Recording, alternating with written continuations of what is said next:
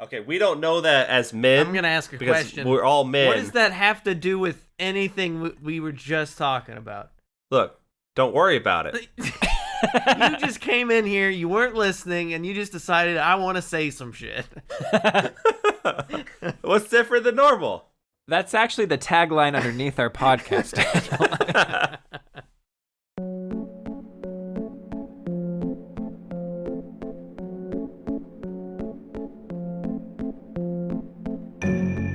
Welcome, horrible people, to our special Friday the 13th October marathon in honor for this mashup of Friday the 13th being in October. And as always, I am your horrible host, Kenny. Do you think that was Jason Bacon's ass? Do you think it was Jason Momoa's ass? Kevin Bacon? Do you think that was Kevin Bacon's ass? I have the same question. Hi, I'm Ryan. Answer the question. Why or in, dog? Oh, you gotta stay tuned to find out. Dun, dun, dun. I mean, Ass. His ass. To mouth.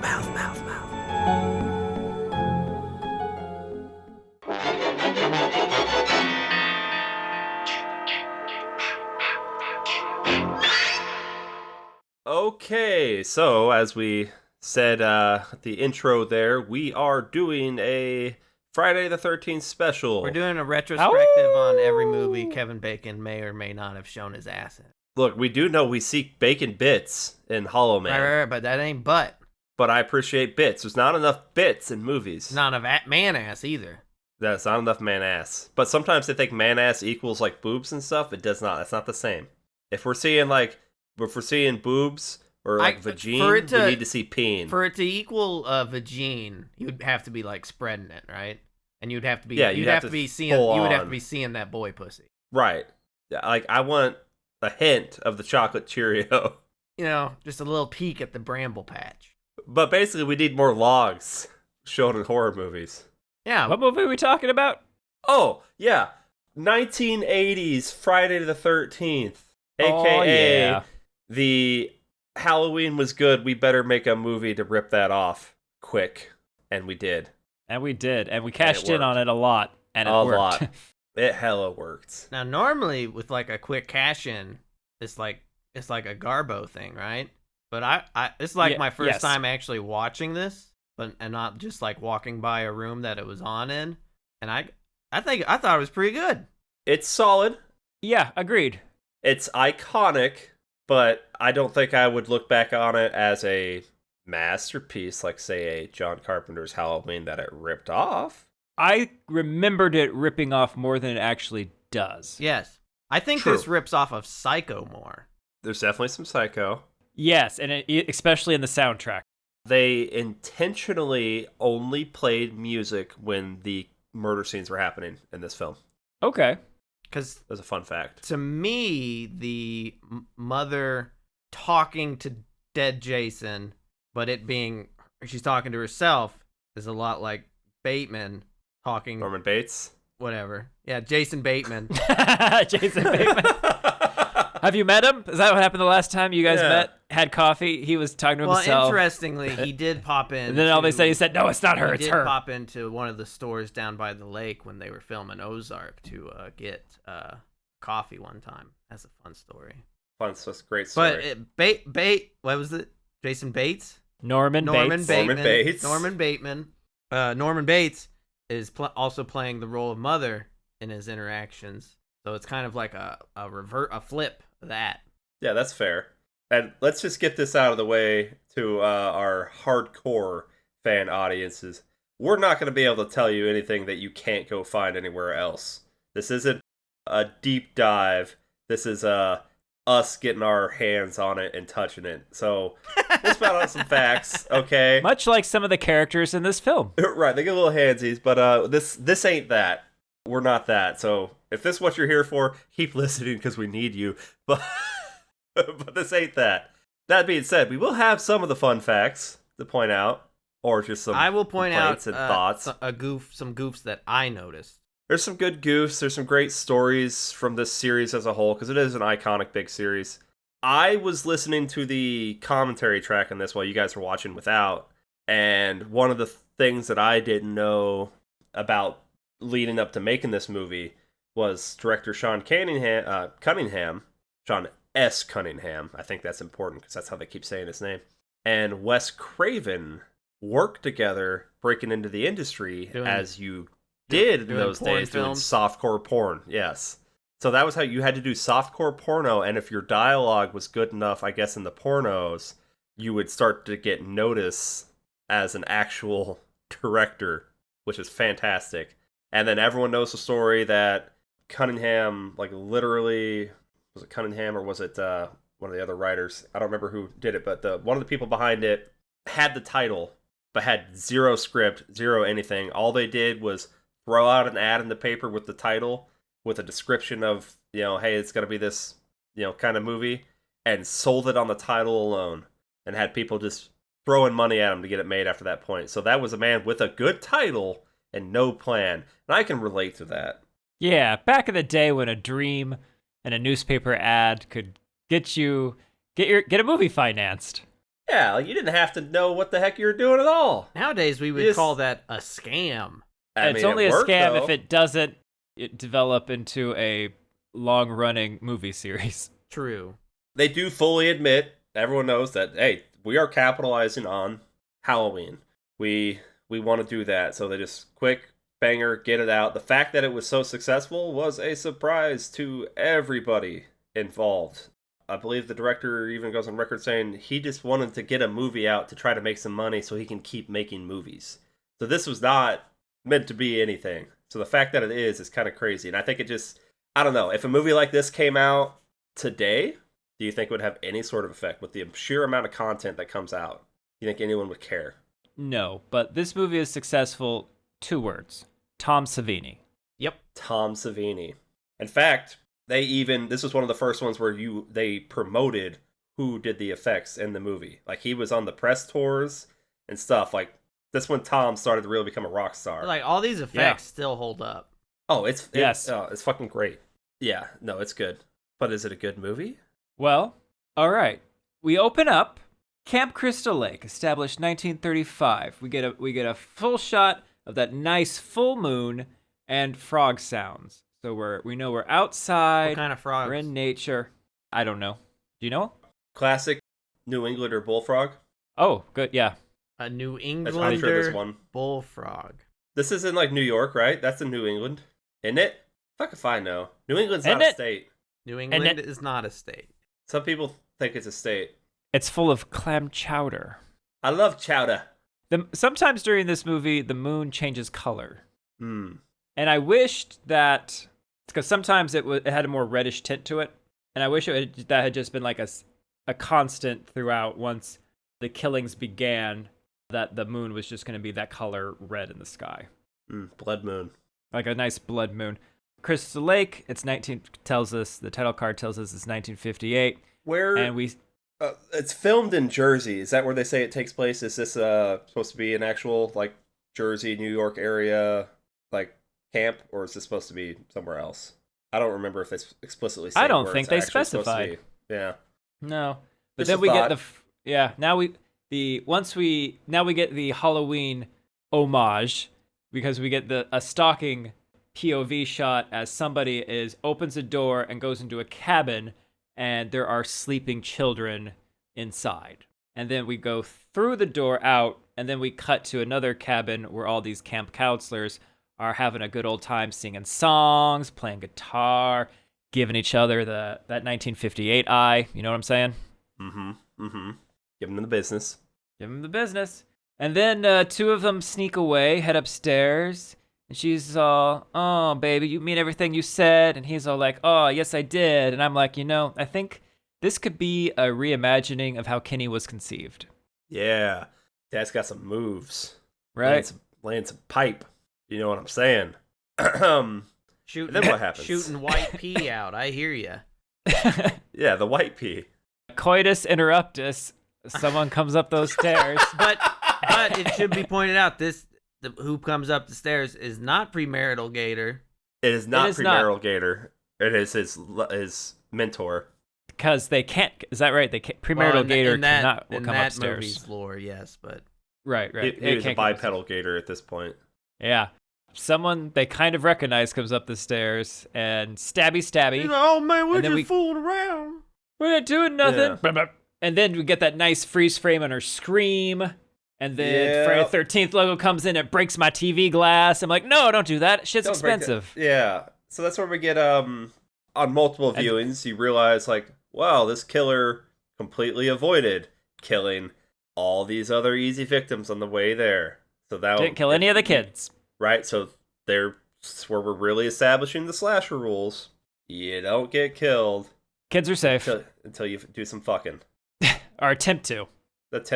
Yeah. Well, it doesn't. It's they play loose with it, and all of them do. It's never been a firm rule. Well, in this one, the killer has like a motive. Yeah, a specific motive for it. Like they justify it. Yes. Sure. It's revenge. Oh, the Swedish croc revenge you can get. Yeah, I just can't wait for. When Jason shows up in this with the hocky mask and starts this fucking butchering. Jason kills so many people in this movie. Now, for those listening, you can tell who is a real horror fan and who's not.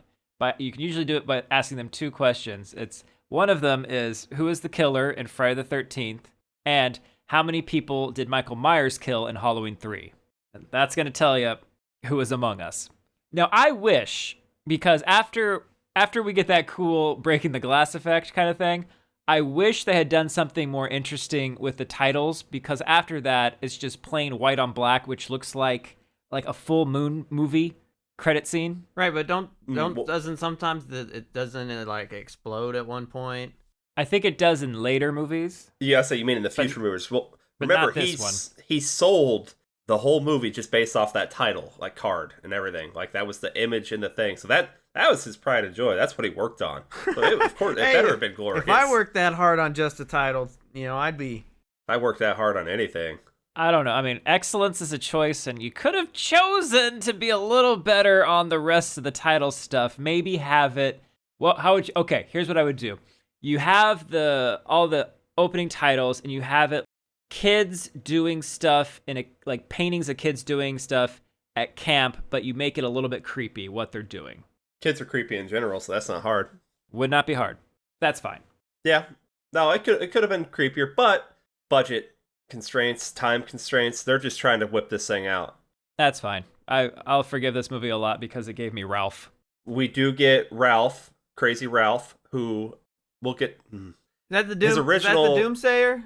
That's our Doomsayer. His original character name was Ralphie Ratboy. But he a man. Oh. Yeah. And I had forgot. Okay, so one thing. We keep saying Doomsayer, but in this movie, they refer to him as a prophet of doom. They do, yeah. Are we just screwing up? No. No, the term is a doomsayer. No, not us. Okay, I didn't think so. We're perfect. Well, I established that early on. Other people fuck up. We're good. Well, it's because it's a play on the soothsayer who tells your future, right? Sure. That seemes plausible. You don't fucking know. We have no idea.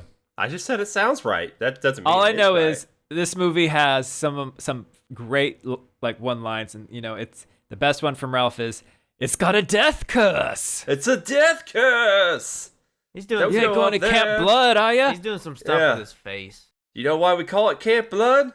He's doing face acting, Daniel. You love face acting. Uwe Boll's behind him, just yelling at him. And he says, more face acting. More face acting. Ralph is married. In the movie? Yeah. Is he a widower? I didn't know that. Do we see his wife? We never see his wife, but at some point in the movie, the one who called him in missing? Yes. And that's why the cops were out, because the cops said his wife called in saying she was worried about him because he had gone missing. I never caught the part about his wife saying. I just knew they were looking I never knew Ralph. that too. He's just crazy. I thought he was just the crazy doomsayer, but no, he's the crazy doomslayer who fucks. He's not the doomslayer. He's the crazy doomsayer. That's a different thing entirely. No. Oh, how do you know? How do you know? He's the crazy doomsayer, but he's also the crazy we never do see under that helmet. Yeah. I had no idea. Ralph. Rat boy Ralph. You got your woman at home, Ralph. You don't need to be scaring these kids. He was just in the pantry looking for a snack. Okay, that comes up later. We'll get to that point. So the first counselor we're introduced to is Annie, and she is gonna be the camp cook. Sweet little Annie. She would be the camp cook. This is back in the day where there's no buses going, there's no taxis going. There's no Uber, there's no Lyft. Didi, none of this stuff is going to happen. So you're either walking a whole bunch of miles, or you're getting a ride from large country creepy gentleman. You can say my name. I don't think he was creepy. He goes creepy in the car when he starts telling her kids are idiots. And he did actually, you know what, I take it all back. Before they even get in the car, he's like, "Are all the counselors as pretty as you?" Okay, but it's the 80s. I don't give a fuck creepy. When it is. Daniel is uncomfortable already. You're gonna have a hard time because there's some more cringe, agreed, and there's some more cringe coming. And we talk about it, though, like, this is, those situations are why it was easier to have more believable horror situations in those time periods, which is why a lot of horror movies and stuff like this still go back to where, again, you can't get a lift. There's not always a taxi. You don't have a cell phone handy to call for help. Like, you're not connected like you are this day and age. So, yeah, you could easily, hey, I need to get 30 miles down the road. Well, I guess I'll hitch. Get in the car with a stranger. Nobody's going to have any fucking clue who picked you up, where they drop your body off. Oh, I mean, it's going to be in a ditch. It's going to be in a ditch. Going to be in a ditch. I liked that. I don't think I've seen this movie maybe in the past 10 years. Damn. And so now I'm catching up on catching a lot more things than I think I would have noticed earlier. And he drops her. So he says they're taking her to the crossroads, right? And at the crossroads, there just happens to be a cemetery. So she's being dropped off across from a cemetery. And so thematically, she now has a choice. She either follows a path that has death associated with it and goes to the camp, or she goes back to town, or she stays in the truck and goes to safety. But she follows the one with death, and that's her ultimate You could fate. also say that he dropped her off at her grave, right? He dropped her off to her death. Like he dropped her on her head when she was a baby? That's right. She's secretly his child. Rockabye baby in the treetop. I told you folks, you were going to get the good stuff here. How excited were you when Kevin Bacon showed up? Fucking love Kevin Bacon. Okay, this whole cast is fantastic because it's a bunch of nobodies at the time. They're all, I think they were talking about it, they brought them all over from a local, like, Broadway, like, off-Broadway stuff. These are all theater kids for the most part. That just got brought over. Both, they didn't have scripts for them to read, so they were just, like, doing random monologues, I think, to try to read for it. Because, again, this was all done, like, boom, boom, boom. There was no, like, real plan. It's, we need young people. How can we play on the babysitter theme? Like, oh, camp counselors. Okay, summer camp. Great, fantastic. Get us some young people. And I guess I didn't want to use her softcore porn connections. I should have. So he drops her off. He drops her off, right? Then she gets picked up again. They're cutting back and forth between her and the other counselors. Oh, yeah. Yeah, the other counselors arrive at the site. Fantastic style, okay? The fucking guy chopping wood in the fucking hiking boots, the short shorts, the red scarf, the mustache, and the glasses and the hair. That's who I should have been. I like the mustache. Yeah. That's peak physical, like, form, and you need to not be intimidated by it and just embrace it. And you know what? You could tell by his actions, he's getting shit done. Getting shit done. He's a shit doer. We got 2 weeks before this place opens, but we gotta move. What's his name? Reginald. Steve. No, that's Steve Christie. Steve Christie. Christie. Yeah, Steve. Yeah, Christie. played by Peter Brower. Of course. Of Peter Brower fame. Now, Daniel, I'm gonna ask you a question. You ready? You're a counselor. You are setting up the archery range, and someone just shoots an arrow 2 inches from your body into a target. What is your reaction? Well, that depends. Is it the most annoying character in the movie that does it? You mean Ned? It is. I kill him. You take the arrow out of that target and you put it in Ned's eye. Am I wrong? Matter of fact, I'm shoving it right up his fucking urethra. I probably would have done it regardless, because he's so fucking annoying. Ned is too much. Sometimes I'm too much. That's why the movie gives him a timeout. He gets a timeout. The movie gives him a timeout to Ned. I don't care what era it is. You're not fucking shooting an arrow at a thing with a person standing right next to it unless you're a fucking circus performer. Like, what the fuck? Now, I got a question. How did they do that? Tom Savini did the arrow. He shot it. They actually shot an arrow? Yeah, Tom Savini shot the arrow. I don't know that she was actually standing right there, but I know he did the shot. Okay. I'll see if I'm hoping it was like he's just off camera, and literally, unless she jumps in front of the arrow, there's no way that arrow is going to go and hit her. I mean, with Tom, you don't fucking know, though. I know, he's really into bullwhips, so he might be on the back doing a Legolas thing and saying, no, lift your leg higher. No, let it come out your butthole, and he lets it go. Like, Tom, this is not the time for your carny tricks, all right? What I wish would have happened is, because the character who gets shot at is Brenda, who's setting up the archery targets, I wish that is how she would have died. Is it not?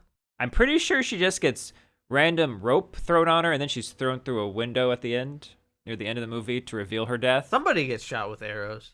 That is... that's not Ned, though. Who is that? Ned just gets his throat slit. Jack gets the arrow pushed through his throat. Yeah, but there's also a character like hanging outside and has arrows in Bill. it. Yeah. Bill. Oh, that's played by Harry Crosby, which you might be familiar with his father, Bing Crosby. No, I wouldn't be familiar with his father. You've heard of Bing Crosby? What did he do? Puppet theater? I mean, basically. He tap danced with Danny fucking Kaye. But apparently they completely didn't think about the point of they could have advertised off of his name to promote the movie. Because, Bing Crosby was fucking huge. Again, they're busy. They're trying to crank it out. They don't got time to crank it out. Oftentimes when I'm trying to crank it out, I'm not paying attention to little details, right? So you were cranking one out this entire movie? No, I paid attention to tiny details, as we'll see when we get there, Did you see that mole? I think it was cancerous. She should get that checked out. Oh, she died. From cancer. So, the killer in this movie is able to teleport. Is that just canon? Some of the Friday movies can't work without teleportation. Specifically, we'll talk about it in Takes Manhattan on the boat. I don't know if it's blatant teleportation. We're getting a lot of POV from someone in the woods seeing these kids. Did she have help? Or is that even happening? Not in this movie. It's absolutely happening. What do you mean? Are you just seeing the woods? No, because it's moving. Yeah, every time we do that, it's supposed to be a POV. And there is a shot of a character putting their left hand up against a tree, and there's a big old grandma-like ring on it. But then we cut to Annie, who's walking down the road, and then gets picked up by someone in like a jeep. Some of those could be the doomsayer watching them. That is okay. That's true. True. They never. We do know that he gets there, but in fact, we're specifically supposed to think he is potentially the killer. We're supposed to think that, but I never once thought that. That's interesting, though. Although could be. I think she teleports. I think she's got the Jeff Goldblum technology, and she just knows how to do it. Fair enough. She just knows how to do it. I'm not seeing anything to indicate that Tom Savini did not straight up shoot that arrow next to Laurie Bartram. It doesn't say he didn't. It didn't say he didn't. Everything I'm saying just is further saying he's the one who shoots the arrow near Brenda. Not that she wasn't fucking standing right there. Even if that was a flat tip dummy arrow, I mean, it would still stick in the hay bale, but fuck, man. Oh, it was a different time. Different standards. I mean, it could have been worse. It could have been a helicopter in the Twilight Zone. Could have been a loaded gun. He actually is going to be indicted for manslaughter, involuntary manslaughter. Yep. I don't know if I agree or not. Well, he's one of the producers on the film whose job it is to... So are the other producers also going to be put in for... It's him, the... Prop master needs to be. The armorer. Yeah. Right, yeah. And then it was one other guy, and I wasn't sure what his role in this was. Hair and makeup. Probably, right? But the argument being, if either three of these people had checked the gun, or had just done a reasonable precaution with it, none of this would have happened. If any of them had done it. And that they had an obligation to do so. Definitely dating when we're recording this. When the Twilight Zone... chopped up all them kids. Were the producers charged with that, or was it just the director? I don't know. I don't think anything really came from that. No, there was a civil suit. Yeah. Yeah, like he had. But I don't know if there was a criminal suit either. I mean, and with the whole Brandon Lee thing, no one got fucking arrested for that. I'm pretty sure that just got chalked up unfortunate accident. You can look it up when we do the Crow episode. Wouldn't that be an interesting serial killer? One who loads, who messes with prop weapons in order to, So I've thought about that actually. Trademark, copyright, trademark. This is we're sucking on this episode because it's clearly off topic. But do you ever see the FX movies? This is the most into the conversation I've been all day. You ever see the FX movies? There was 2 of them, FX and FX2. I don't. The guy is a special effects guy, a practical effects guy, and it's kind of like imagine Crocodile Dundee, but instead of Crocodile Dundee, it's a special effects makeup guy. He gets drugged into these things, and he has to use his special effects knowledge to solve a crime and set up some gimmicks to catch the bad guys and whatnot. So I was just always imagining that, but he used his powers for evil. So but that's also Scooby-Doo, right? It's just fucking Scooby-Doo. It all comes back to Scooby-Doo. I'm pretty sure the mystery machine, there's some people got their throats slit in that thing. Oh, fucking right. No, Annie doesn't die in the Jeep. Annie dies out in the woods. Yeah, she jumps out. She does a barrel roll out of the Jeep. Oh my god, that Jeep was fucking flying. She should have been down for the count after that. Adrenaline. Especially the way she landed. Guess. Which is, again, going back to people. Not a good landing, right, Daniel? You don't like people's landings. Yeah. You know what I don't like?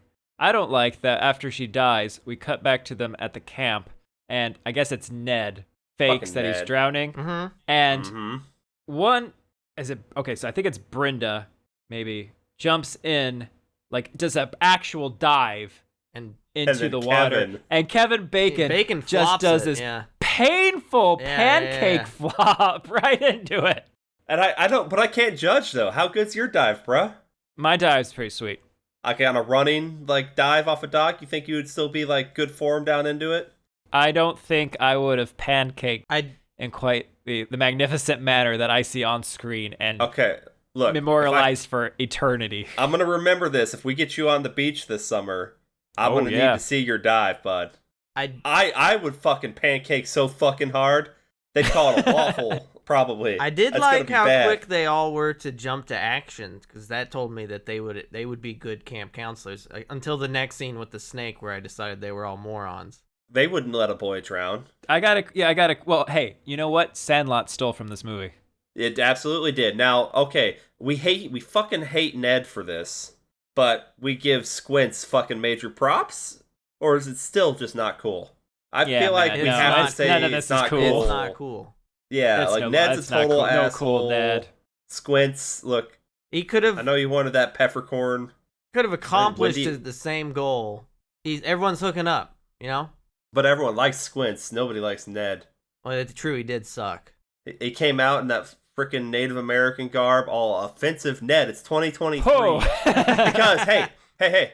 The original opening says a time when we cut to after the credits and everything. It says present day. Day. This is now.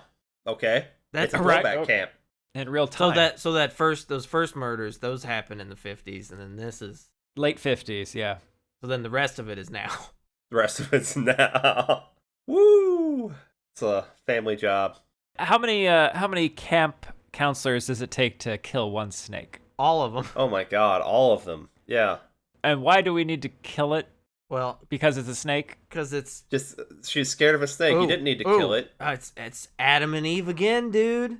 Not Sam. Sorry, Tom. Why did we actually have to kill a snake, bud? Because it would look good. Maybe it was cheaper than making no. Well, I don't know. That's one of the things that will always mar this movie. They really chop up a snake. Unless they straight up actually went off and ate it and stuff later, then maybe. But you're still making a spectacle of actually killing one. I get it. Look, I'm not a pita person unless it's pita bread.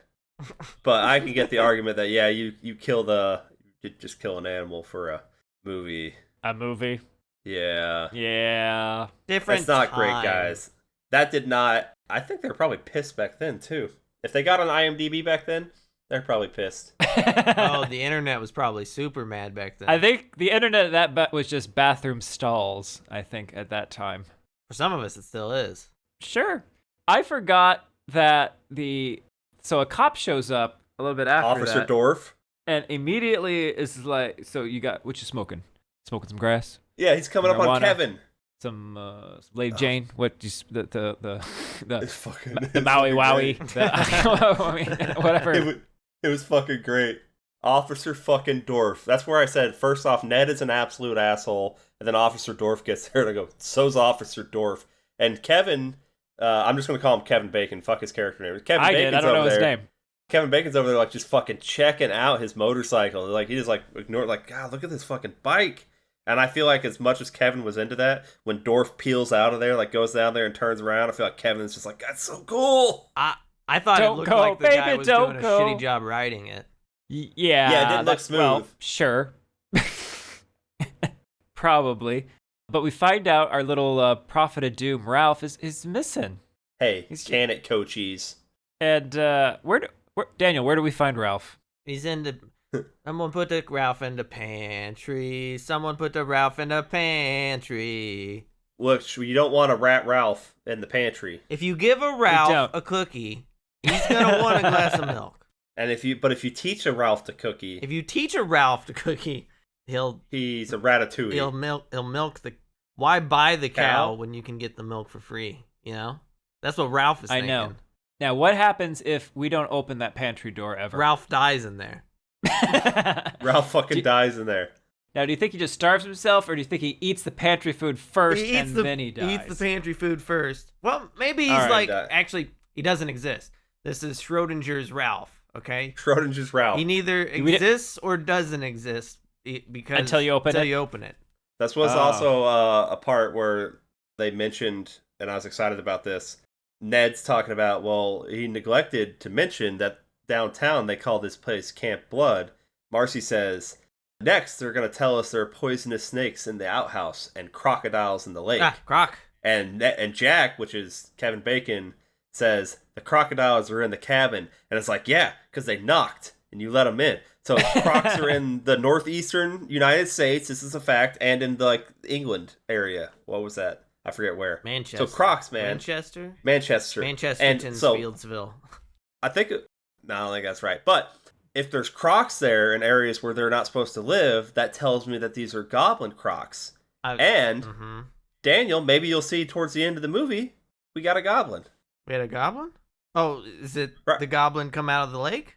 That's a goblin, buddy. Huh. How else does he survive? Know. Yeah. Okay, you came here first. Jason is not a deadite. He's a goblin. Who is a goblin who later becomes a deadite. Yes, you can transition. It's 2023. Sure. Who is it that gives that Thunder Dream monologue? I don't know, some lady, one of the ladies talking to Kevin Jack Bacon. is talking, yeah. And I'm like, that's a so weird fucking it's dream. The other one. And I'm like, okay, did Gremlins steal from this movie too? It is out of place, you're right. It's just she's scared of storms. What I would, because she's describing it as it's this thunderstorm, and then it starts raining, and then the rain turns to blood on her. And what I wanted to happen so much, because she tells this to Kevin Bacon's character, it happens kind of at his death scene when we get there, but it's not. I wanted that to happen. I wanted there to be more. I wanted there to be a setup and a payoff. I wanted to be, oh, that's what this was foretelling. But you have to have more time, I guess. You have to have a script. Honestly, it's probably so out of place because I get the feeling that they were just there one day, because I forget how quickly they shot this, probably in like 10 weeks or some shit like that. I feel like they just had a great stormy day, and that shot they took over the fucking gorgeous lake, was beautiful. So it's like, hey, the second director or whatever they call the people that go out there and get the random shit, got this shot. What do you think? Like, oh yeah, but now we got to talk about storms. That's how I'm envisioning it. That's not canon. I just want to. I feel like that's how it happened. They're all showing this thing to the actress. He's like, "You see this?" And you're like, "Oh, that's beautiful." You're like, "Yeah, okay. I need you to come up with something so we can show this in the film and throw some blood in there. Ready? Go." Because the monologue I felt was a little undercooked. I had a dream, and in the dream there was a man, and the man had no face, and then there was a dog, and he took me to the school bus. So I get to school, but then I realize I'm not even supposed to be in school. I'm like 37, right? And I didn't do my homework, but there's the test coming up, and I didn't study for it. But I'm also naked, And then there's like blood raining down on me. Hey, Kevin, where are you going? Anyway, let's go to Pound Town. Let's go to Pound Town, boys and girls. After that monologue, our annoying character Ned. So this is where the movie puts him in timeout because they know. They know what they did. They know what they did. We know what. Okay, Ned, you need to go in timeout because there's a POV of watching Kevin and his girlfriend from afar, and then camera pulls back a little to reveal that it's Ned kind of peeking on him. But then Ned kind of a little like he's like, oh, why? What about Ned? Why not Ned? What about little Neddy? Why can't Ned find love? Why can't creepy weepy Neddy Weddy get anything? Hey, he finds a creepy weepy mysterious figure to go follow into another cabin. I mean, at this point, you don't know who it is, but it is a lady that you see, and that's all Ned cares about. Yeah, once he's in there, he's in timeout. He's like, I'm off to Cougar Town. Let's go. He needs to take a break. He's taking a break. Have you guys ever played Strip Monopoly? No, I have but not. I've thought Strip about poker, it a yes, lot but not since Monopoly. No. Now, here's where my problems with this movie start. They don't show enough dick. They roll the Number dice. They say, oh, I had double sixes. Time to go again. Guess what, bitches? I can see what number you rolled. You didn't roll 2 sixes. So what did they roll? It was like a 1 and a 3 or something. The weed, okay? Also, is it double sixes you roll again, or is it snake eyes and you get money? It doesn't matter. Those are all house rules anyway. So my thing is, why didn't you just improv the dialogue around the game instead of having this fixed number that you had to say? Because the writer was on set staring at him and just staring him down and be like, you will say this. It is important. It is thematically important because that means there's 2 sixes. And one day, some crazy-ass podcaster is going to look at this film trying to find another 6 so we can get a 666. You got to say those lines. I mean, there's 6 scam counts. Are there? I don't actually know. Holy shit, are there? Annie, Alice. I was going to say Chris Christie, but that's not who it is. Are we counting Steve? Who's Steve? The pirate. There's Ned. Steve the adult? He's not a counselor. There's He's the owner. Bill. There's someone else. Kenny, how many counselors are there? Counselors total. Wait, that actually make it there? Are we counting no, people who died all of them. Not only counselors. So we'll count Alice, okay, Marcy, Annie, Jack, Bill, Brenda, Ned, and do we count Steve? You don't He's count like Steve. Head counselor. He's like the owner. That's 7 though. He's like the owner. That's 7. But then you take out the one who didn't make it there, and you got 6. Sure. Well, I don't know. I feel like you're reaching, Daniel. You're the one looking for 6. You're the one checking dice rolls to. Oh wait, this wouldn't work to begin with because they didn't actually roll 6. They didn't. But they said they did. But they said they did, and they're lying. So what is this telling us about the movie? The characters are really lying to us. Well, okay, here's what it tells us. They're not playing Strip Monopoly. They're actually playing Cheaters Monopoly. You guys know what Cheaters Monopoly is? I don't. An excuse for them to it's where you just cheat. Where you just cheat. But if someone calls you out on it, then you have to undo whatever it is. But I feel like they didn't cover up their dice rolls, right? So it's pretty obvious. But they're drinking and they're getting high, so maybe they weren't. I think they're just. No one's gonna be blatant enough to just say I rolled 6. You know what we need to do though? We need to go back to the times. Someone find a VHS copy of this and put it in. Tell me if you can make out the dice roll high on enough that. definition. Oh, there is no way. No fucking way. Now it's listed on the theaters on IMDb. So. Look at you reading on the goofs. Well, I just wanted to see if it noticed or if it was me. But a lot of people watch this movie. Now the question that we all want answered is that a stunt butt for Kevin Bacon? Is that his fanny? I'll do it right now for everybody listening. Is that Kevin Bacon's butt in Friday the 13th? There's like a little bit of hair on it. You got some excellent HD on yours. Your butt, I'm talking. It was like just enough. It was like tastefully enough. Like Jon Snow's ass, there was no hair. That ain't natural. I'm not seeing anything that says it wasn't his butt. Okay, are you seeing? Know what? If these guys coming are from the soft porn background, it's his butt. Are you seeing anything that says it's not my butt? Could be your butt. The shape The color. Too tan. Yeah, and lean. I'm and seeing stretched that out. I don't know how tall Kevin Bacon is. Hey, I'm a chonker. Oh well, Kevin Bacon. A chunker. Big chongus. Like you come out and the sidewalk vibrates, kind of. Oh hell yeah! Oh, he coming. He comes. All the boys come running. So you are about Kevin Bacon size. He's 5'10". I'm not actually 5'10". Is the thing. I feel like you're around that. You're either a little taller or a little shorter. I'm like 5'8". I feel. No, you're not that short. I'm definitely 5'9". All right, let's meet in the middle between 5'8" and 5'10", and say I'm 5'9". Okay, you're 6'3". So this is probably his butt. This is probably his butt, and after coitus finishes. Coitus completus. Thank you. They're all cuddling. It's nice.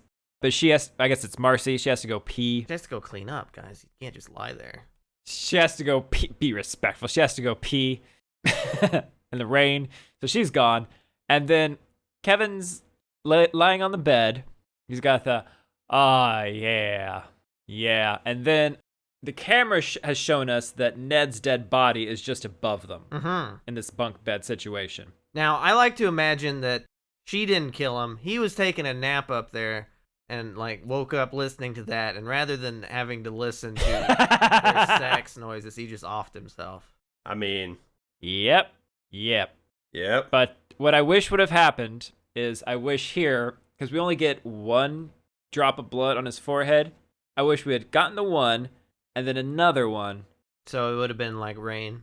And then we would have gotten his beautiful arrow up through the back of the throat, through the front of the throat. Now, here's the thing.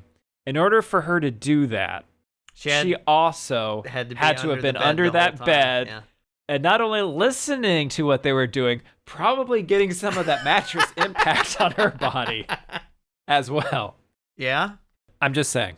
But she, a bro, didn't interrupt. I'm just like, she this a real killer, one. What a perv. She's a real one. Because she liked it. She liked getting that mattress frame just smacked in her face the whole time. Look, when you're in the heat of the moment and you're getting railed by your man, and when they're laying that sick pipe, they got that sick pipe game. You're not even there anymore. Okay, you've gone to another plane of existence. Okay. Okay, we don't know that as men. I'm gonna ask a question. We're all men. Was Jason telling her then? Listen, mommy. Listen. Look, don't worry about it. You just came in here. You weren't listening, and you just decided I want to say some shit. What's different than normal? That's actually the tagline underneath our podcast.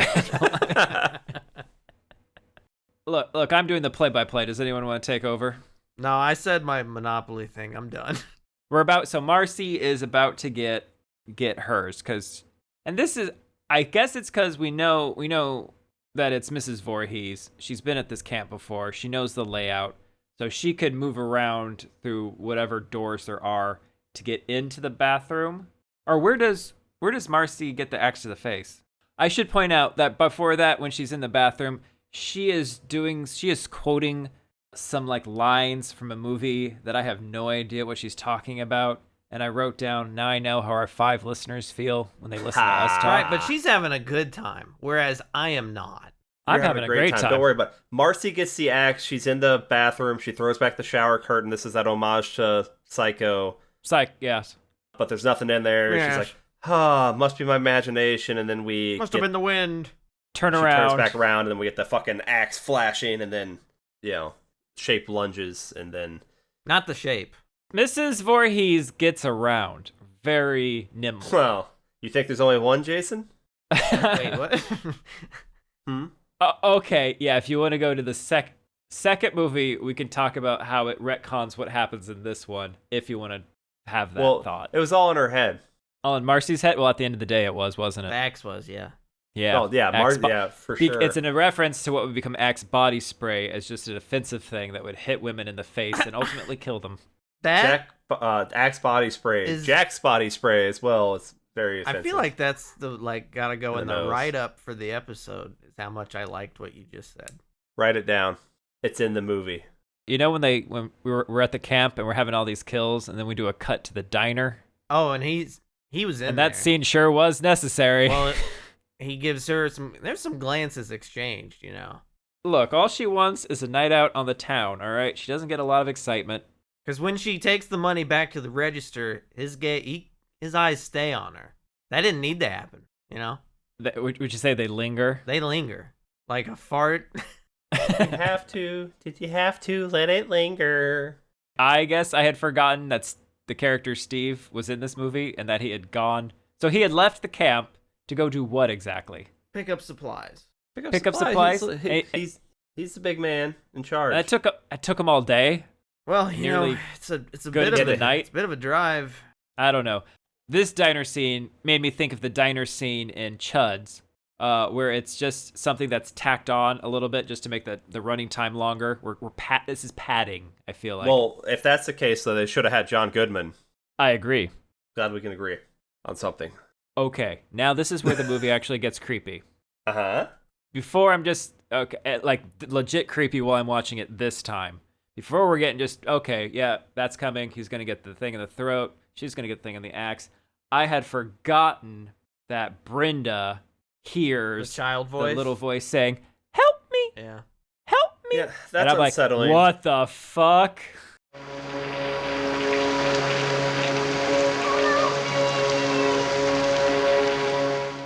And it's still creepy when she's doing it later. So mommy is an expert archer, an expert voice actor, and can teleport. Well, she lives on a summer camp.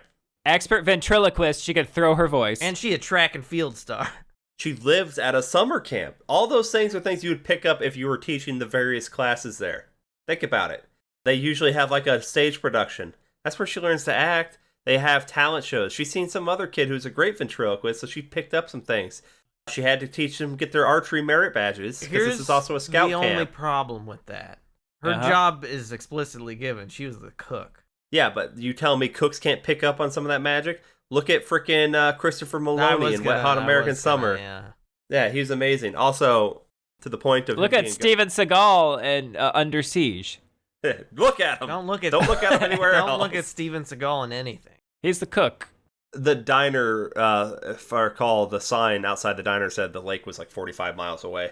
And that's not like highway miles. Yeah, that's like shitty road miles. That's rural further country than road. when I drive for work. So that's still not like why you'd be gone all day, but that's a solid. He was spending time talking to the lady. He was macking. It was Mac o'clock. Well, look at that guy. He slays poon. Wow. Okay. Well, maybe raccoons. Perhaps this poon is not for the slaying. If you were a lady, you would be all over Steve. But he could do better. I forgot to mention when this movie made me uncomfortable because it's earlier on with Steve when he's talking to Alice because Alice wants to leave the camp. The drawings? On the drawing. Now, explain to me, I'm not clear, why does she have a drawing of him when he was like sleeping last night? So we assume they have some sort of relationship because he does the weird little hand thing under her hair. But she's not into that. She kind of recoils a bit. Well, maybe it was bad sex. Like, Steve can get him in bed, but he can't keep him in bed. The thought of the next touch, she just recoils at it. But her quip, though, I thought her quip was so quick and good. When he's like... Who can relate? Yes. Woo! Woo! when he's like, do I really look like that? She's like, last night you did. Like, don't you fucking criticize my art. If that's what I fucking drew you as, that's what you fucking look like. God damn it. Fucking Steve with your fucking sexy mustache and your scarf. Fucking hot Steve. And he had like the right amount of like chest hair, you know? He did, but yeah, you're right though. He probably had a micro penis. I don't think that was the problem. Hard to throw a micro penis. If anything, it's too big. That's the problem. I want to know how... So Daniel, that was Daniel's problem with this movie. My problem was... Penis was too big, yeah. Once Brenda comes outside of her cabin, the storm is fully raging. Yeah. Mm-hmm. How did she hear that voice through the loudness of the storm? Maybe Pamela has a fucking megaphone. Or she's using the far voice. She's using the far voice. Or she was literally outside the cabin. Or... I'm going to go with that one. Like she was right next to the cabin door. Magic. Goblin. Yeah. It's a kind of magic. Goblin. Gobos. Gobos. Gobble, gobble. That's fine. And I wanted Brenda to get used for target practice to be her death. That would have made sense. Just to tie it back to that. Instead, we don't see her happens. killed. No, it does a Ned to us. Which is surprising because you'd think that, Tom being on there would want every possible... Tom would love the opportunity to kill a young girl. Yes. And that's one thing, again, I was listening to the commentary track that talked about, like, every time, like, Tom would come up and he would say things making me feel like, wait, we could push this further. We could push this further. And there was a lot of complaints with how much gore this movie had that I guess other directors, filmmakers were complaining that they got away with without getting that, whatever the unrated was at the time. An X, maybe, rating. Even though, if you think about it, the amount of gore on screen in this, it's not that much, and it's not on there for that long. Pretty tame, especially compared to today's standards. But back then, this is really pushing it. Yeah, because this looks really good. Yeah, no, it holds up. Tom's a master. Yeah, salute. Yeah, so that might be why we didn't get even more things. There could have, as far as we know, there could have been other things that were potentially shot that they had to pull back just to keep it within the ratings of, the time, the constraints of the time. True. Yeah, I guess. I don't know. I would have, but I think it would have been a better death for her even if it was just a reveal and not an on-screen that she's tied to one of the targets and just all shot up with arrows. Yeah. What happens to Bill, I wanted to happen to Brenda. I mean, I don't... Just because she's the one in the scene with Ned who narrowly avoids the arrow attack. No, you wanted a tight little full circle on that. You wanted it to be Schrodinger's arrow. I wanted the script to be smart, clever, and foreshadow things. Wait, we're doing that wrong again. It's not the Schrodinger. What's the gun? Schrodinger's scrotum. No, we're doing that wrong again. It's Scrotum's box, and it's Pavlov's bell. Pavlov's scrotum. No. I feel like, hold on. It's Chekhov's katana. Chekhov's katana is what it is, yep. Yeah. So that's what you wanted it, like, hey, she narrowly missed it this time. Next time you want it to go through. My thing is, I just don't want anything. I don't want any deaths wasted off camera. Not in a Friday the 13th film. As we'll find out, that's what we paid our ticket for. Body count. Yeah. And we want to see it. I'm going to throw something that I did like, because Bill and Alice have figured out that everyone else has disappeared. And they don't know what the hell's going on. And so they go to the office, and the camera is shot from outside the office. So they go in. So we're looking at them from outside. And I couldn't understand why we were doing this and not following them in. And as they say that the phone seems dead, the camera pans up and to the left a little bit to reveal there that the phone line has been cut. So I just really like that little shot. Crocodile cut the phone line. Yeah, jumping croc, man. And then Steve gets back, and he's all like, oh, hi! Step. Yeah. We learn that Mrs. Voorhees, she says she's a friend of the Christies. We know she worked there in 57. That's when Jason drowned. And she's obviously been around town this entire time. How does Steve not understand that reopening this camp might not be a great thing for her? Well, is Steve actually a local? Or is he someone who they bought the camp, they seen a camp, they seen an opportunity, so they've just bought it, they go there, and yeah, he talks to people and stuff, but she's probably some sort of crazy, like, recluse. And I'm sure Ralphie Ratboy has said, like, oh, it's camp, like, everyone knows it's Camp Blood. He knows some bad shit's happened there, but that was years ago. Who fucking cares? Let's make some money. Capitalism must be fed. Capitalism, ho? Bill says, I'll be right back, but he never is. Oh. He goes to try to fix the generator. The generator, which we had all this macho earlier. Talk about generators. Yeah, what's macho about Ned, a generator? you fucking... We know how to keep the power on, Ned. There's nothing macho about that. There's nothing macho about changing the air filter in your, This is why the movie put him in timeout, all right? Fucking Ned. Fucking hate Ned. Toxic Ned. Wait, there's no air filter in this movie. You're talking about me! Damn right I am. Air filter. Change filter. I don't have batteries in any of the CO2 Just don't warm your car up in the garage anymore. Well, sometimes I like to, like, I'll start it and then I'll like take like a little nap, right? Just a light nap while it's warming up. Yeah, that's fine. It's all fine. Did we even talk about Jack's death scene? Yeah. Like how glorious it was, though. Yeah, I think that's when you came in and it was obvious you weren't listening to the conversation, and then you just wanted to I think so. Yeah. I'm like, that was 30 minutes ago. Where were you? Don't worry about it. We talk about the fact that those two people had sex underneath the other dead body. Oh my god. Yes. Shit. Did we talk Not about... only that, we talked about how the only way this makes sense is if she's also under that bed, just getting the mattress slammed on her the entire time. That's what I heard. I thought we were talking about fucking, and I was like, yeah. We are talking about fucking. You're not even listening now. That's what I thought. Look, my phone blew up. I had to check it, okay? There's a lot going on. I'm waiting for the damn... On the side of my face. On the side of your face. Look, I'm waiting for a text message, okay? Okay. I gotta find out if I can take Dayquil 2 weeks before my surgery. 2 weeks seems like a long time.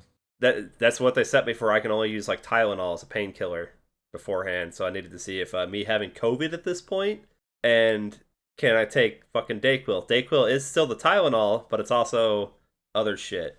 Meth. Yeah, and I get my septoplasty in 2 weeks from today. Nice. Yeah. We should all have that done. Can't breathe out of your nose either? I am constantly clogged in one of them. Yeah, the guy's like, you're like 80% clogged in the right one. I'm like, that feels right. He did pull out Chrissy's finger, though. So now it's only 75. Anyway. Alice goes looking for Bill. And now and either the movie forgot that it was supposed to be raining, or they didn't want it to rain anymore because the storm's all over. Yeah, well, the storm's probably over. The storm's not gonna just be going forever. But wouldn't it be better if it did? If it was? Yes. Can you imagine? That could also be maybe either this was shot before that storm rolled in. Right. It's a different day. Yeah. They didn't have the budget to wait around. They didn't have the time to wait around. That's what I'm saying. Like, can you imagine, like, you're trying to shoot something on the cheap, and it's like, and we have this rainy shot at night, the exterior, and you're sitting there for a fucking month and a half waiting for it to rain at night, and then you forget to take off the lens cap or something. Like, you fucking dick. That would suck. That's all I'm saying. Yeah, I can imagine that happening, sure. Because then you got to go to have someone holding a garden hose over in front of the camera, spraying it, and then like, oh, it's rain. Look, I'm just saying, movie magic, okay? They took advantage of the storm while it was there. They didn't think about the fact that the storm wasn't always going to be there. Kenny, have you ever had to secure a door? How so? Like, to keep someone from barging into it? Yeah. Yeah? That door opened out. Which door? The one in the cabin. Oh, I thought you meant in real life. What? Yeah. Have you ever had to secure a door in real life? Have you, Daniel? He asked you! Head's full of rocks. Quit.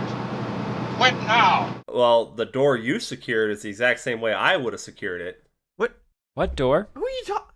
In the kitchen of the lake house. I need you, Y or N, dog. Answer his question. Yes, but I didn't have to do it because you beat me to it. You secured the door in the kitchen from being able to just be opened up. What, by putting the vodka bottle in front of it? No, I'm talking not That's an alarm protecting the house system. from the cat. I'm talking about when you laid down the old door on the ground. Oh yeah, and piled shit to where it couldn't physically open. I'm because quite it would the hit little the island. engineer. That's exactly how, whenever they do barricades in movies in small spaces, that is always my go-to, is you pile shit to where the door physically cannot open without pushing the shit through the far wall. That's how I do a barricade.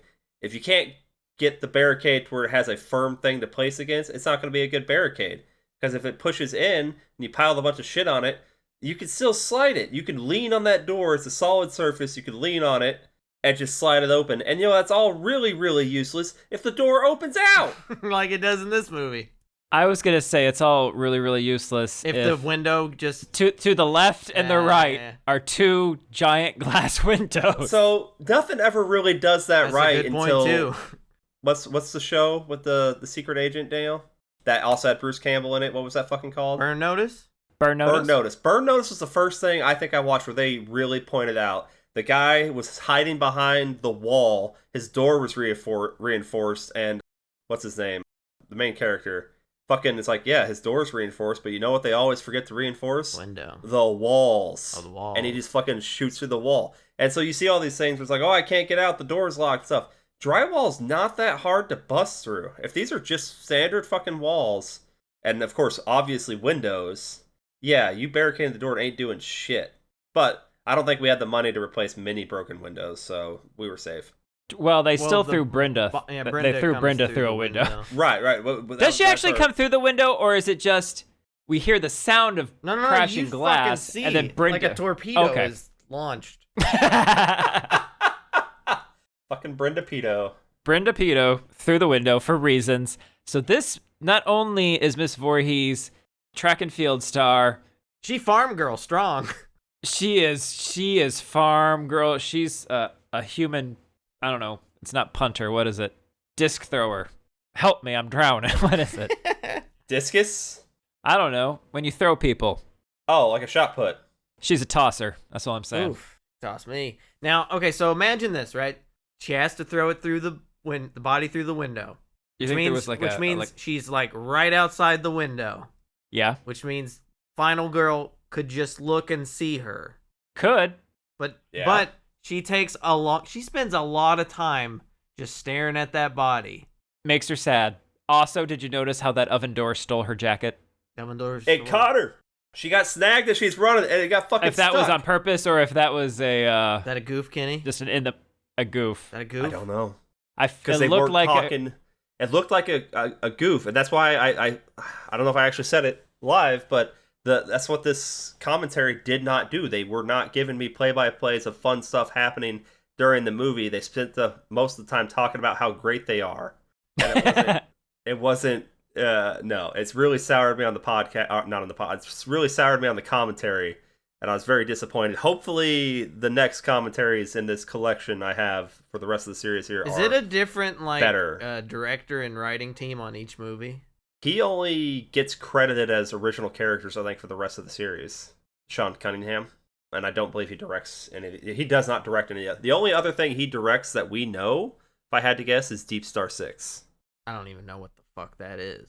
It was one that came out around the same time as Leviathan and all those other underwater alien ripoffs. Fear. Abyss. Yeah. Abyss. That's the two. Abyss, Leviathan, and Deep Star 6 are kind of the trifecta of those, which Leviathan wins, but that's neither here nor there. They did get the sequel out pretty quick, though. It came out the very next year. When did the first video game come out? That would probably be the NES game.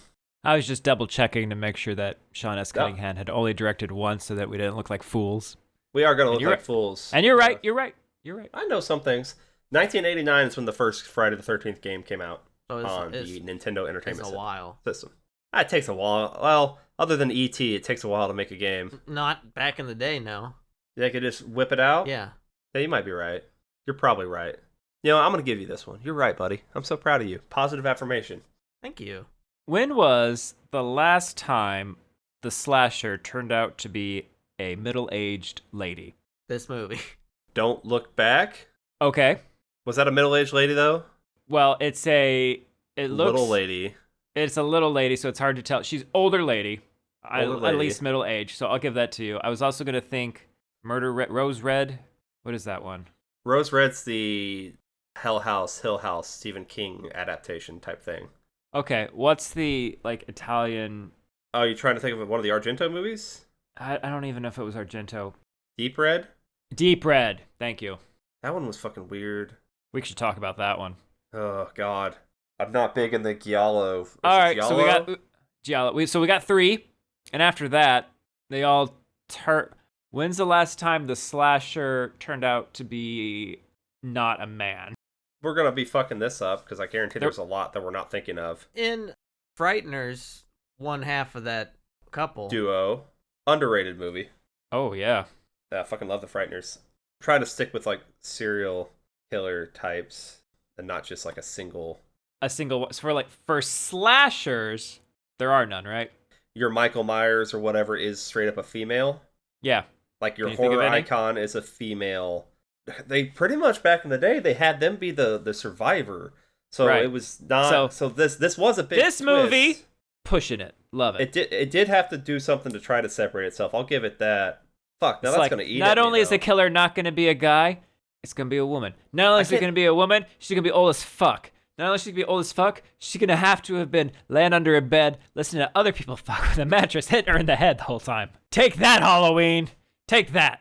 Can't believe you guys didn't keep me in on that conversation. I can't think of any that aren't like supernatural, like Carrie, fucking Ginger Snaps, fucking was it the Coven? Mm-hmm. Like all those they have to be supernatural, like straight up, like this is magic or werewolves and shit. Can't just be a woman with a knife. Which going we cha cha cha cha cha cha. We can argue that all these other big slashers eventually, if they don't start out straight up supernatural elements, get there. But this one certainly does. Yeah, this one gets there. I mean, druids for Michael. Fucking Spinal Tap. God, that's gonna. I mean, there's great women killers. I mean, Audition. Mm-hmm. God, we're losing our woman horror Bride audience right of here. Chucky. You set me up. Bride Fucking of Jennifer Chucky. Tilly. All right. And okay. I was just wondering if you could. I couldn't think of any at the time. Oh, we suck. Sorry, ladies. No, we don't. You know why? Because here we go. You got a list? No, but PUBG stole from this movie. It owes this movie some royalties. Frying you know pan? Why? Frying pan. Frying pan. Absolutely frying pan. Our heroine Alice takes out Miss Voorhees with a frying pan. Is it to the face or just the body? It's You gotta a be careful. face. She's old. I don't think she can take It's a a hit. face I'm looking at a list here, okay? of movies where someone takes frying pan to the face. Frying The pan to the Innocents. face movies. I'm still stuck. Oh, fuck the innocent. The I'm Innocents, still stuck yep. on the female killer thing, and like I'm going down the list, and they try to say Reagan, but that's really Pazuzu. That's not her fault. Pamela Voorhees, number 2. Annie Wilkes, but she's not really a serial killer as far as we know. I didn't watch the prequel on the Castle Rock, so I don't know for sure her backstory on that. But she's a great female killer, but she wasn't a serial killer. They throw Carrie in there, but still very supernatural. Samara from The Ring, supernatural. I'm sorry, Okay, there did you we say go. Samara? Samara? Look, I don't know, man. You Look, said it in a very Midwestern It's way. Friday. look, Octavia It's not Spencer's Friday. character in have you guys seen Ma? I have not. Yeah, so Octavia Spencer, she's a killer in that. In what? Ma. There are movies where they're the killer, but there's not a.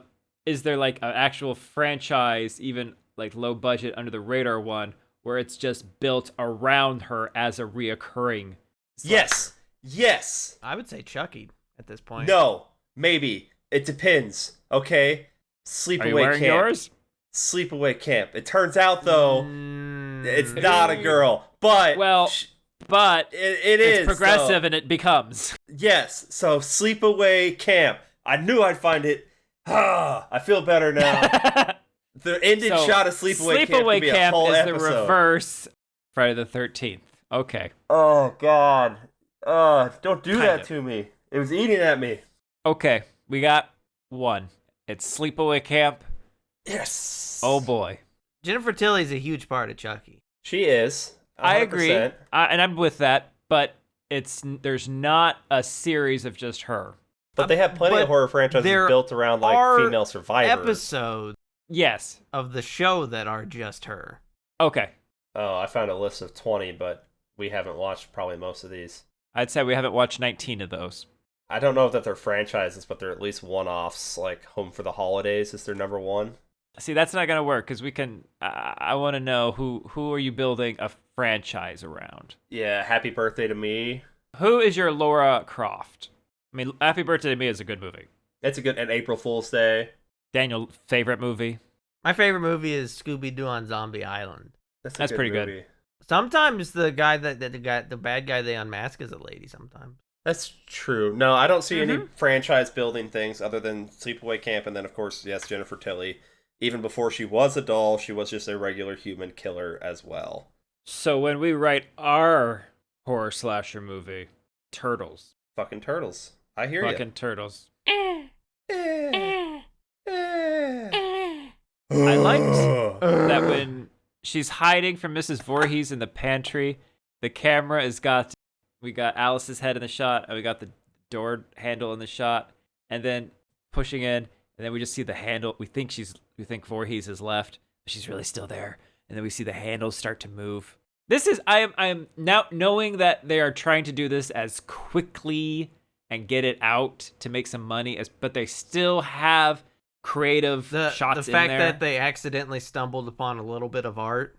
A little bit of art. They did good. They threw it together, all slapdash. I'm not a fan of the slow-mo decapitation at the end, but if you think about it, the fact that they're able to make it happen with such kind of just throwing things together and, you know, trying to pull off the success of something else, the fact that that thing that they're pulling the success off, like trying to ride the coattails, was also kind of thrown together with just a little bullshit idea. Like, because Halloween wasn't some big thought out fucking thing either. Low budget. Very. Yeah, it was also a surprise hit. And it speaks to the time, because again, if Halloween was made this day and age, would anyone care? We can answer that question when we review the Halloweens that were made in this day and age. This is true. They're a little bit of different beast. And we will. Oh, we will. Oh, we're definitely going there. I have a whole tunnel snake thing I gotta get out. Tunnel snakes. You gotta get that tunnel snake out. There's a tunnel snake I gotta get out. I think there might be a tunnel. There's an Arno ghost that Daniel needs to get out. It's a whole thing. These are gonna be airing months after the fucking tunnel snakes episode. So go back, re-listen. Well, I mean, they'll know. They'll know. It'll be iconic. Our fans know. Have any of you ever slept on water? Like on a waterbed or on a boat? On a boat. Because Alice, after she cutsies off Miss Voorhees' head, she gets on a boat. Oh god, after they do that wonderful tussing and wrestling very gently on the sand because they don't want to hurt anybody. Well, and they fucking struggle. Like, there's always the time where the killer finally struggles killing one random person. Like, you're so efficient at it. Well, they get tired. The whole entire movie. And then they do get tired. I mean, she's not supernatural. She was just the advantage of surprise at the time. Teleporting around, right? Teleporting around. That's the only way some of that makes sense. But that takes the energy out of you. That's true, but saps your mana. She shouldn't have been too tired, because the only time it's ever actually her is when you see her face. The rest of the time, it's an assistant boy who is running around as Pamela Voorhees. So Betsy should have been fully rested to kill that lady. What? You'll see when we discuss episode 2. So answer the question. Yeah, you ever slept in like a canoe or even a raft out on the water? To me, that would be terrifying. I've spent significant time out there in canoes, and I've spent time on paddle boats on more still water, like a lake or something. Yeah, unless it's like a wide boat with big sides, I'd probably be paranoid. But at that point, I think you're just so fucking exhausted. Like, I'm scared to fall asleep sitting up in a chair. I'm gonna fall out. If I fall into the water, my dumbass would probably stay asleep. These are old man problems. You're back in the womb, buddy. Live it up. You're just having a womb dream. That's why I sleep with like my head like pushed up against the wall. So I get that pressure on the top of my skull. You do like pressure. Have you thought about one of those like swaddle blanket things that like wrap you up really tight? Oh my god. Brian, do you know what I'm talking about? I'm familiar with weighted blankets. Okay, weighted blankets are a thing. Yes, we know that. But okay, there's these blankets, and they're supposed to basically bunch you up in a ball with pressure all around, like you're back in the womb. And those are for newborns. No, but they make it for adults. Which I use with my newborn daughter to help her sleep. But it was something she grew out of. Well, yeah, but apparently she's not no longer into it, buddy. Infant. I'm growing back into it. Disney has fucked everybody, man. They let you think you can keep your childhood and you can just keep getting it back, and you can't grow out of it. I disagree, but really, I disagree. Have you been to Disneyland? No, we ain't got money. I don't even like Disney. What even is a Disney? Mickey Hercules Mouse can suck my dick. Hey, in a few years, he's public domain, so you can make that movie. So we can, yeah. Yeah. We can make that movie. Hell yeah. Why did the cops show up at the end? Who called them? Doomsayer. Well, the Doomsayer, let's see, the phone lines were cut. I don't think they're listening to Ralph anymore. No, nobody listens to Ralph. I mean, is there anything in the script? I've got the script open here. Nice. Alice is in the canoe. This music is so beautiful, tranquil. La la la. Tranquil, you drink it. When you get a head cold, you drink some. You drink some tranquil. Some tranquil. I had some before we started recording. What are you talking about? Hell yeah, my man. Kill her, mommy. This is one of the best stinger. I knew, Daniel. How'd you feel when he grabbed her from under the water? Well, that's a dream, right? That didn't happen. What? Okay, but how'd you feel when you saw it? Well, I had seen that before. Why you're in, Daniel? How did you feel when you saw it? You went I knew it was coming, and I still got chills when it happened. It's the iconic scene, like that, and fucking Kevin Bacon. It doesn't make sense. The arrow through the throat are like the two things that always stick with me from this. You could say it doesn't make sense because it doesn't make sense. It doesn't make sense. You're allowed to say that. There's no way she's over here mourning his death for years, and he's been under the sea. He'd been turned into a fucking fish boy. He's down there fucking scarfing down little snapping turtles and shit. At this point, he's nothing. If he was really in that lake. They needed something. There's no way they weren't even thinking about setting up a sequel like that. They did a carry.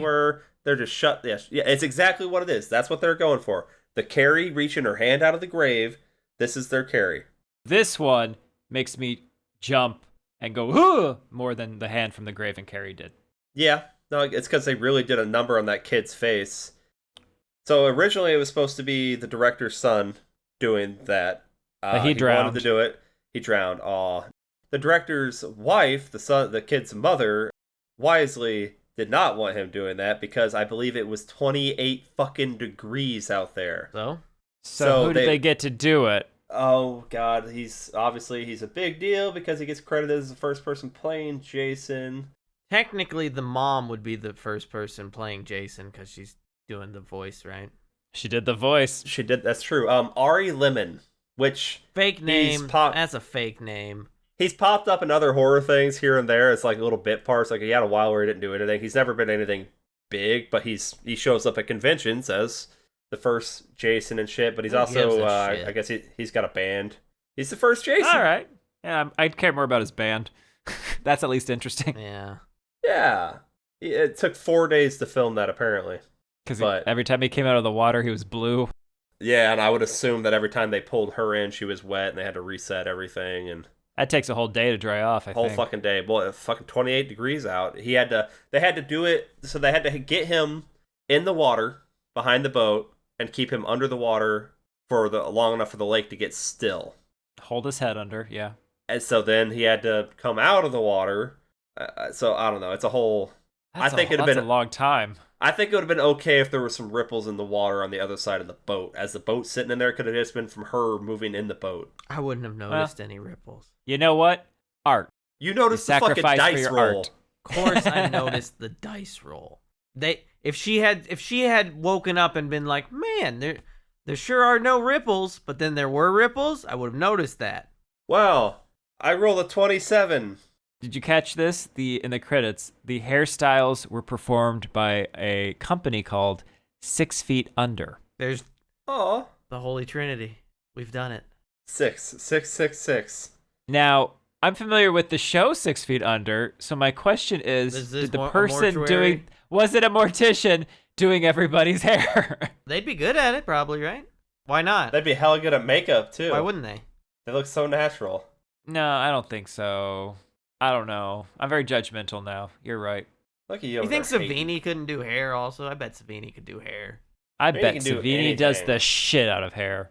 Savini can do anything. What was the first Friday the 13th movie you remember seeing? Fuck, that's hard because I've rewatched all these things a lot. My brain doesn't like to do time like that. Like a lot of people are like, oh yeah. He doesn't do linear time. Time is not like a noodle. It's more like the dough that you're kneading. It comes in and out. My memories of movies, like, very rarely can I remember the first time I actually watched something. Like, if I rewatch, it just mashes together. Like, yeah, I seen that when I was a kid. But my experience with it, like, I don't know. It's all jumbled together. I need to play brain games. I'm getting old. Okay, Daniel? Is there one with a little girl who is psychic? Yes. Yeah. That's the one. So, my oldest memories of it are probably fucking Corey Feldman. Because Corey Feldman sticks What to did you do to Corey Feldman? His earliest no, it wasn't me. Are a fucking Corey. That's what he said. That's what I said. No, because Corey Feldman was a big actor for my childhood. For his various roles. So, I remember Corey Feldman. the first Friday, if I had to really put money on it, that really stuck in my head was probably Jason X. But that's because my household was always more the first 2 Halloweens, or I had the VHS set of Nightmare on Elm Street. Like, we fucking had it, and I watched that a lot. So I've got a lot more early memories of Nightmare than I do Friday. Friday is third in the Holy Trinity in my history, I guess, if you will. It's still probably third in my favorites as well. Okay. Overall. I have a memory from grade school where I'm watching Friday the 14th. Friday the 14th. Oh, the fucking sequel. Part 4. I'm pretty sure it's part 4 because this is where he gets resurrected with electricity. The fucking lightning bolt to the grave. Yeah, that's my earliest memory of Friday the 13th is these idiots digging up his grave. Well, and it's one of the guys from... It's Tommy. Welcome back, Connor. Tommy none of our listeners Feldman. are going to know who that is, but... It's Cotter, isn't it? It is Cotter. Cotter, yeah. Cotta. And then we get Frankenstein. Look, we'll talk more about the series as a whole when we get to our, episode for that. But we go on a fucking ride. From this first movie to the last one, it's a fucking trip. Like, we get another movie where it's not Jason. Yep. We get movies where there's no way he should come back. We get Jason in fucking space. After years of trying, we get Jason versus fucking Freddy. We get a reboot that people don't seem to talk about that I thought was fucking awesome. I mean, it has a lot of duds, but not any more than some of the other series. Like, okay, look. You look at my nips? Look at Daniel's tongue. Is your tongue blue? Oh. Yeah, don't worry about it. It's light. It's like I said, look. Here too as well. I like more movies in the Friday the 13th series than I do in the Halloween's franchise. My overall enjoyment. Yes, of course. Yeah, my overall enjoyment is still I'm still taking Michael over Jason. I take Freddy over Jason. And don't tell anyone, but I might take Freddy over Michael. But that's just because he plays to my sensibilities. One day we can have a what's the better first movie in the franchise battle, but it will not be this day. It will not be this day. This day. It's Halloween. Shut up. Shut up. It's Halloween. Nightmare. We can talk about it. Really strong. Nightmare's fucking solid. Nightmare is really. We'll save it for then. God, the fucking shot, the arms that are fucking stretching. Land Before Time, obviously really good. First movie. Do you know they're still trying to make another one? Land Before Time. Land Before Time. If you go to their website, yeah, they're always pumping them out. I'm surprised Savage isn't still voicing fucking Littlefoot. We will talk about it in the ending 13 episode because we'll probably be closer to it by then. But they are doing a prequel series, Crystal Lake, and there is rumors that now that the legality situation is settled from this, which I wasn't going to get into it during this movie, they are working on a new Friday movie, like proper. Starring Rebecca Black. That would be fucking good. They got Rebecca Black and Ice Cube. Friday the 13th, Ice Baby Back in Black. That'd be just brilliant. I like it. In the movie. In my home. In my home. Did we like this movie, guys? Yeah. How much of that is just nostalgia or knowing that it is an iconic I have property? zero You're scared to say you don't. Yeah? And you're not beholden to the zeitgeist of this is an iconic movie. Nope. So you must say it's good? There's iconic movies I'll shit on. If you were gonna rate this, Daniel, if you were gonna rate this movie, but the rating scale is Kevin Bacon thrusts, how many Kevin Bacon thrusts would you give this movie? Oh, he couldn't handle one Kevin Bacon thrust. I was done just watching him, imagining like a little bit of sweat going down that crack because he's working, he's exerting himself, right? He's working up a sweat.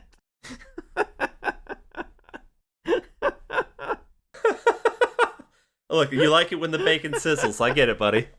When that grease just be dripping. To put it in context, we've watched a lot of movies. We've seen their IMDb ratings. This gets a 6.4. I would give it a 7. Well. Remember, I've said it before. Unless it's something where people are gonna walk around and be like, "Ooh, that's fucking art." Horror movies don't get high ratings. A 6.4 is high for a slasher. I would expect something higher though, because it is iconic at this point. However, prediction. I would predict Friday the 13th Part 2 to have a higher IMDb score. We will find out in the next episode. I bet I don't like some of these. I know I won't like some of these. Oh god, there's some of these you're not going to like. You will still like moments in some of them, but then we can complain about how much it sucks.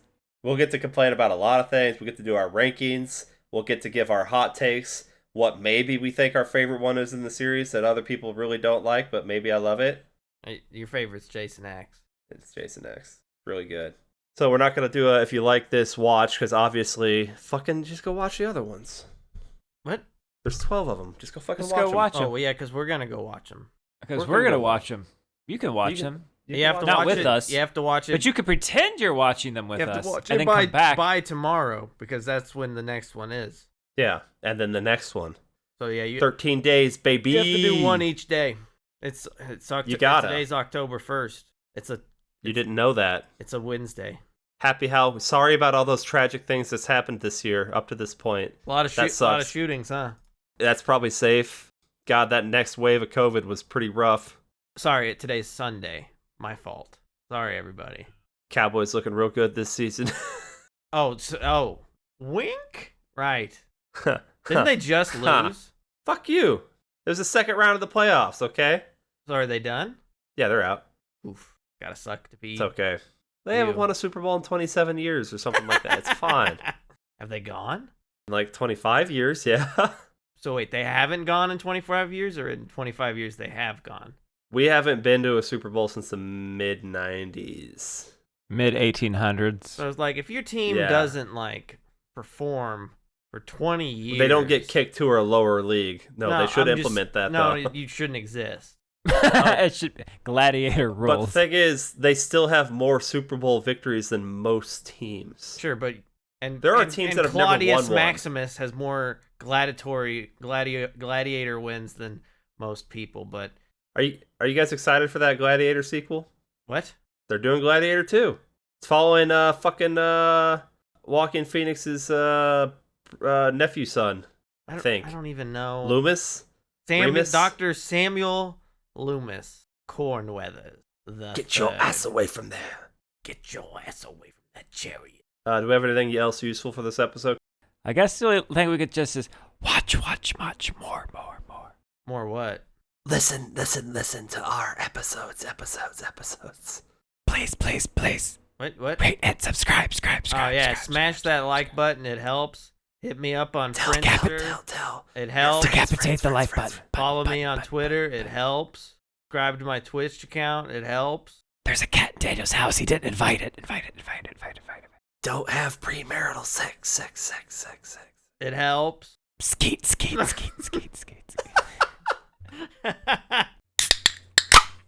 Well, hello there, campers. It's me, the old friend of the Christies, Ryan, letting you know that the next movie we're gonna be watching is Friday the 13th Part 2. Now, can you smell that? Aw, shucks. Mrs. Voorhees sure can cook a nice meal, so why don't you round up all your friends and family and random people off the street and make sure you send them over to Horrorble Opinions so they can all get some good eatings. Yes, sirree!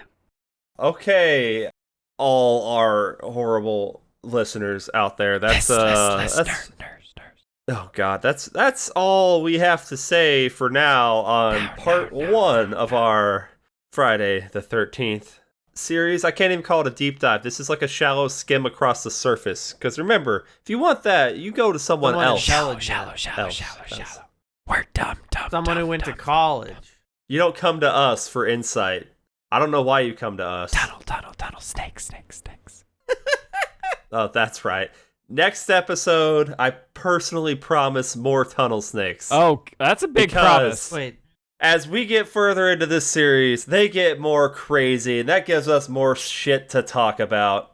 And I got something to say, okay? It's better to burn out something to say, okay? Listen. than to fade away, This okay? goddamn Voorhees kid is coming, and he's always messing with my young teenage girls, and you know what? I'm not gonna stand for it. Because I'm sitting down. Jason, we're cutting you off. Jason, no more. You can't, no more drinks, try Jason. cutting me off, but I'll fucking cut you off and driving. loser.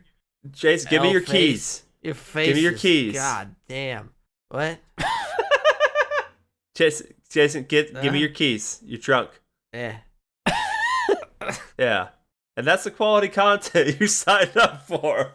So tune in tomorrow for Friday the 13th, part 2. Electric Boogaloo. And, electric. Would you say tune in tomorrow because we'll be back? We'll be back. The body count continues. Well, we will. How? It's not going to be different podcast hosts on this, right? No, you never say you'll be back. Why? Oh, it's horror movie rules. And we'll see you tomorrow. As always, I've been your horrible host, Kenny. My name's Daniel, and I'm asking questions. I'm just confused, Ryan. But that's okay. That's okay. No, I'm not. What am I? I am 6, and this is 6 feet under Ryan, who can do your hair. Oh. Wink. That was I want them to know that you blinked and did not wink. No, he just winked with both eyelids. Blinked. Can you not wink? Can you not wink? I do it every day. What are you talking about? He just did it twice. He just winked at me 3 times. You guys know about a mouth? You know what a mouth wink is? Is that something with your butthole? It's where you go. I don't think that's what that's called. Kill, me. I want to die. Goodbye.